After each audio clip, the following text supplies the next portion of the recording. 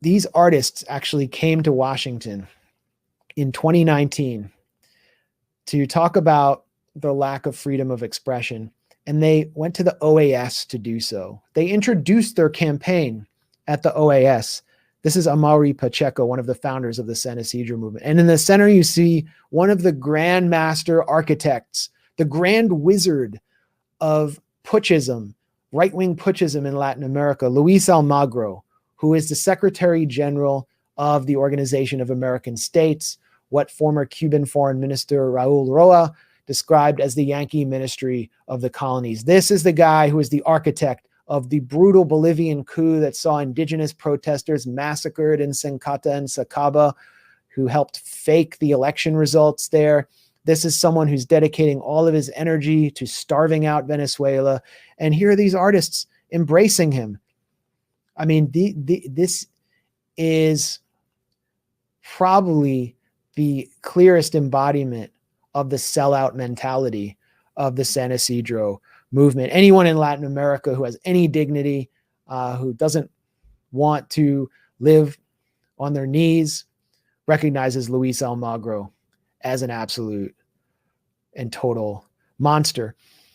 They're also supported by not just government entities, but the Koch brothers and their Atlas network.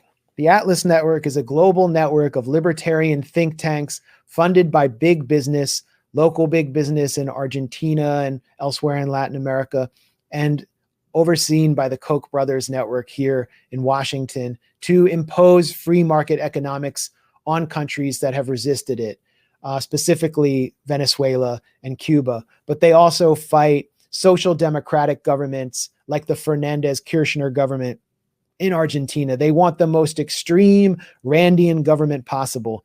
And here they are through one of their front groups, which is the Latin American Center for Federalism and Freedom, Federalismo y Libertad, sponsoring the San Isidro movement. I mean, this is like artists brought to you by the Koch brothers. It's the phoniest thing possible. This is amazing to me too. I mean, there's really no attempt to conceal their agenda at all. Here is Luis Miguel Otero Alcantara, the coordinator of the San Isidro movement, credited by the Wall Street Journal as the catalyst of the recent Cuban protests. And he's inside the US ambassador's compound with another San Isidro member who's a theater director in Cuba, Adonis Milan. Artists united against totalitarianism. This is them inside the embassy. This is a Rastafarian reggae artist, Sandor Perez Pita. He goes by Ras Sandino, and he's hanging out with U.S. Marines. I mean, can you imagine Bob Marley hanging out with U.S. Marines inside the ambassador's compound in Kingston, in Trenchtown? Like, can you imagine that? Well, that's the reality. This is the reality of the San Isidro movement. He's just palling around with these guys. This is also pretty disturbing. Adonis Milan with the U.S. Marines. I mean, these guys are the ultimate representatives of U.S. force and power and hegemonic domination of the Cuban people. And here he is fanning himself with a U.S. flagged fan, declaring that I'm here with the Marines from the North American Army, a day to celebrate the independence of the USA. Here with my fervent passion for the beautiful gringa. Viva la annexación. Viva la annexación. Long live annexation. He openly says that he wants Cuba to be annexed by the United States. Again, San Isidro, this movement is promoted inside the US as a bunch of progressive artists, and none of this is shown to the American public, that they're openly calling for the annexation of Cuba. They've met with the ambassador repeatedly, and they brag about it. I mean, there's no hiding it. The only people who hide it are the media in the US, because if we knew this, we would start questioning whether these protests were so organic, wondering what the real agenda is behind them. So we move to the Patria Evita song. Now, I'm talking about these protests in two different ways. First of all, the protests in the US, we know what they are. It's right-wing Miami Cubans, extremists who have been cultivated in this hateful environment calling for a military invasion of Cuba. We know that, no surprise there. In Cuba on July 11th, people were not necessarily rising up to destroy their country. They were upset about conditions. And many people might not know or have the context to understand why those conditions came about, because many of them have never left Cuba and don't understand how vicious the blockade is. And many of them are just sick of it all.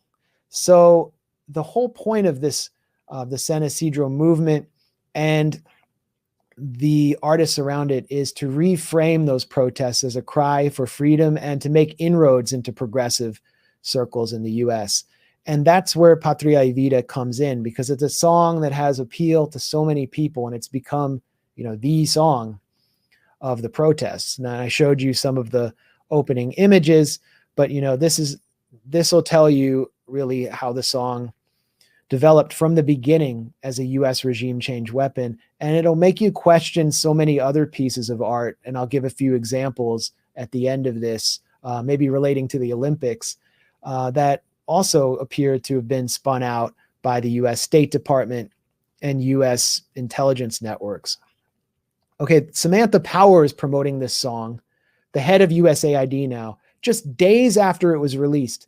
Now, I don't know if Samantha Power has some deep knowledge and passion for Cuban hip hop, for Latin music. I really can't imagine it. She seems kind of square to me. She seems to just get up in the morning and have her cereal and then think about how she can concoct a humanitarian justification for invading another country in sub-Saharan Africa or Latin America. But here she is pushing this song just days after it came out. Can't imagine she had anything in mind other than stirring up unrest.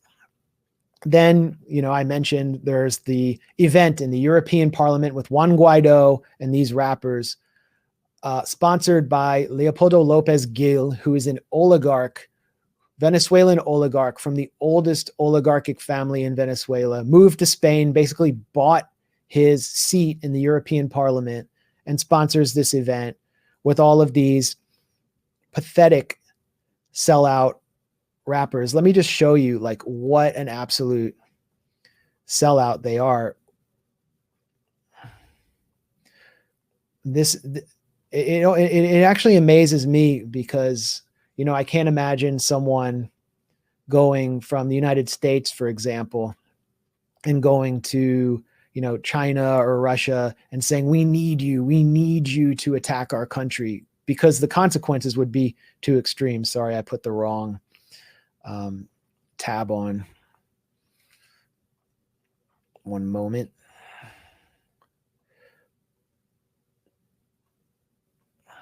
This is Yotuel, and this is him in the EU Parliament event. Watch the subtitles. Watch what he says. Para que mi isla tenga fuerza de levantarse, porque sienta que allá afuera están dispuestos a ayudarle. Mi pueblo necesita Europa. My people need Europe. Mi pueblo necesita que Europa señale al maltratador. My people need Europe to point out the abuser. So it doesn't get any clearer than that. The Cuban people need Europe. And this is an event sponsored by a Spanish member of European Parliament. It just doesn't get any clearer than that. We need the colonizer to come back and colonize us and bring back the mafia and bring back the gambling dens and bring back the slavery conditioned banana and sugar plantations and bring back Cuba as a resource colony and bring back mass pillaging of our people and economy. That's what he's asking for from Spain. This rapper has moved to Spain and is an absolute, it shocked me when I saw it.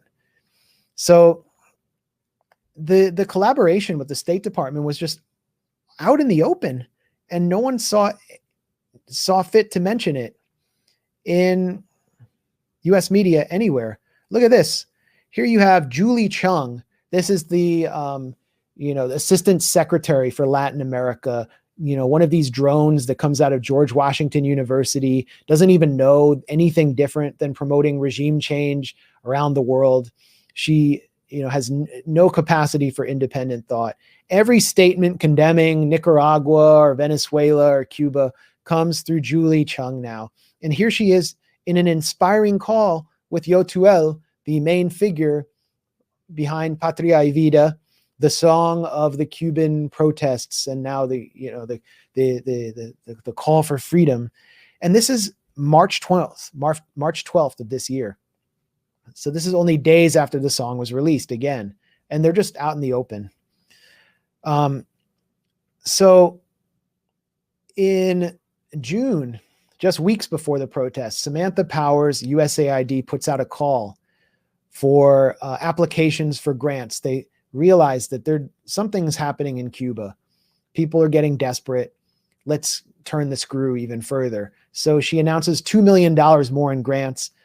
And what do they say in their grant proposal? Here we have, in this one section, the USAID and Samantha Power touting artists and musicians who are taking to the streets to protest the government, producing anthems such as Patria Evita. So they're basically taking credit for it and bringing greater awareness to the plight of the Cuban people. They don't say why the Cuban people are suffering such plight. It's just their government. The U.S. has no role there. Our hands are clean. We're innocents abroad. But this is another pretty clear giveaway.